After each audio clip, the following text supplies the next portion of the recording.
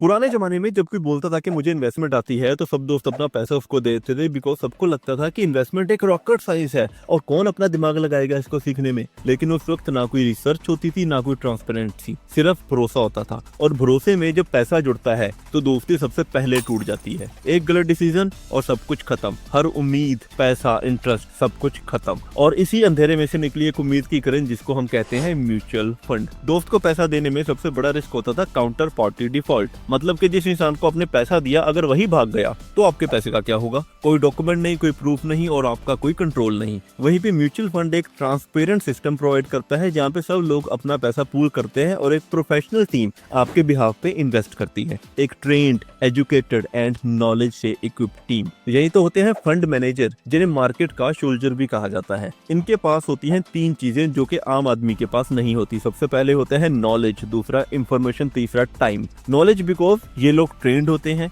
Information because ये लोग market में रहते हैं और सभी कंपनीज के टॉप अथॉरिटीज के साथ इनकी जान पहचान होती है। नंबर 3 इज टाइम, बिकॉज यही उनका काम है 24/7। आप अगर ऑफिस की किसी मीटिंग में उलझे हुए हैं और उस टाइम पे आपका कोई लिफ्टेड स्टॉक 30% ऊपर या नीचे चला गया, आप कोई डिसीजन नहीं ले पाएंगे। लेकिन एक फंड मैनेजर उसी टाइम पे स्मार्टली डिसीजन लेके सब कुछ मैनेज कर सकता है। तो म्यूचुअल फंड काम कैसे करते हैं? देखो, म्यूचुअल फंड का एक कंसेप्ट बड़ा सिंपल है। म्यूचुअल का मतलब है सबका और फंड का मतलब है पैसा। जब हम सब मिलके किसी एक पूल में पैसा डालते हैं और एक एक्सपर्ट उस पूल को मैनेज करता है, उसी को कहते हैं फंड मैनेजर। अब मान लीजिए कि आपने रिलायंस, टीसीएस और इन्फोसिस में इन्वेस्ट करना है। अब इन तीनों कंपनीज का एक एक शेयर भी लेने जाओगे तो आज के टाइम पे आपको करीबन 10,000 रुपए चाहिए होगा, लेकिन आपके पास है सिर्फ 5,000 रुपए। तो आप क्या करेंगे? सिंपली अगर आप 6 लोग मिलके भी 5,000 रुपए जमा करें तो आपके पास हो जाएगा 30,000 रुपीज और आप ये तीनों कंपनीज के शेयर जो है वो बाय कर सकते हैं और उसमें आपको आपका पार्ट मिल जाएगा। This is how mutual fund work. अपने छोटे छोटे कंट्रीब्यूशन को जमा करके आप बड़े बड़े स्टॉक्स में हिस्सेदारी ले सकते हैं। इसे रेगुलेट किया जाता है सो दैट इन्वेस्टर के साथ कहीं भी धोखा ना हो। इसे रेगुलेट करने में सबसे पहली बॉडी आती है सेबी, जो कि पूरे के पूरे स्टॉक मार्केट को रेगुलेट करता है।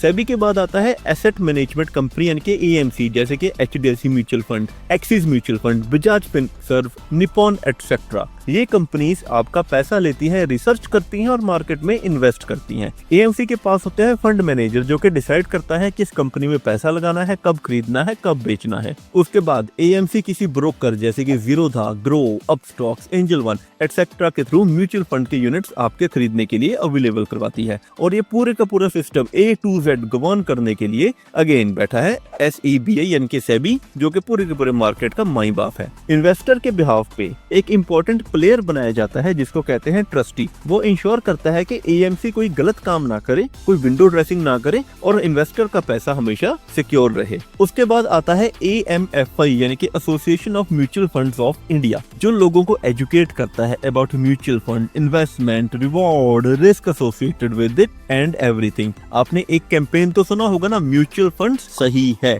ये कैंपेन AMFI ने ही शुरू किया था and this is one of the most successful campaign of all the time. उसके बाद हम लोग देखते हैं कुछ टर्मिनोलॉजीज। जब भी आप म्यूचुअल फंड में इन्वेस्ट करने जाओगे कुछ चीजें आपको ध्यान में रखनी पड़ेंगी। सबसे पहले होता है NAV यानी कि नेट एसेट वैल्यू। ये म्यूचुअल फंड के प्राइस को तय करता है। फॉर एग्जांपल, किसी भी फंड का टोटल एसेट है 1 लाख रुपए का और उसने आपके खरीदने के लिए 10,000 यूनिट्स इशू कर रखे हैं, तो एक यूनिट का प्राइस हुआ 10 रुपए। यही होता है NAV। 2 महीने बाद अगर उस फंड की वैल्यू बढ़ के 1,10,000 रुपए हो गई तो उस टाइम पे आपके NAV का प्राइस भी हो चुका होगा 11 रुपए, यानी कि आपका पैसा भी बढ़ चुका। जैसे हम शेयर खरीदने के टाइम पे प्राइस पे करते हैं, उसी टर्मिनोलॉजी को म्यूचुअल फंड में हम कह देते हैं NAV, जो कि हम पे करते हैं टू बाय सम यूनिट्स। उसके बाद आता है TER यानी कि टोटल एक्सपेंस रेशो। देखो, फंड मैनेज करने के लिए ना AMC कुछ फीस लेता है। AMC के खुद के खर्चे हैं, ऑफिस का खर्चा, रिसर्च का खर्चा, कंप्लायंस का खर्चा,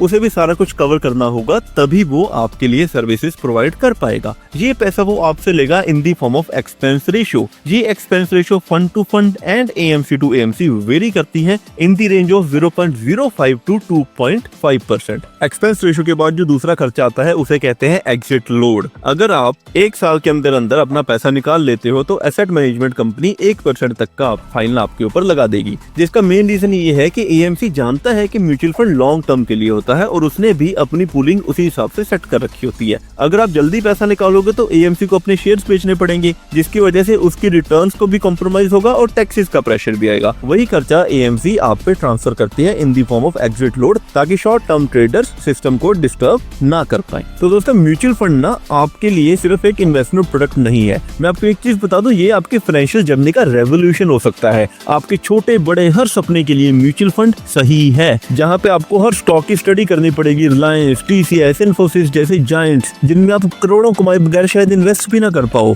आप आज एक एसआईपी स्टार्ट करके उनमें इन्वेस्ट कर सकते हो with the help of this mutual fund. और एक एक्सपर्ट फंड मैनेजर आपका पैसा मैनेज करने के लिए बैठा है, यानी कि पीस ऑफ माइंड आपके लिए बना रहेगा। तो कमेंट करके बताइएगा आप किस म्यूचुअल फंड में इस टाइम पे इन्वेस्ट कर रहे हैं। और हाँ, अगर आप वो 6 चीजें जानना चाहते हैं जिन्हें चेक करके आप अपने लिए बेस्ट म्यूचुअल फंड सिलेक्ट कर सकते हैं, तो वीडियो आपकी स्क्रीन पे है। अगर आप चाहते हैं कि मैं टाइप ऑफ म्यूचुअल फंड के लिए अगला पार्ट लेके आऊं, तो इस वीडियो में मुझे 100 लाइक्स चाहिए। जैसे ही 100 लाइक्स हो जाएंगे, सेकंड पार्ट आपके लिए हाजिर हो जाएगा। मैं आपको अगली वीडियो में मिलता हूं दोस्तों, तब तक के लिए धन्यवाद।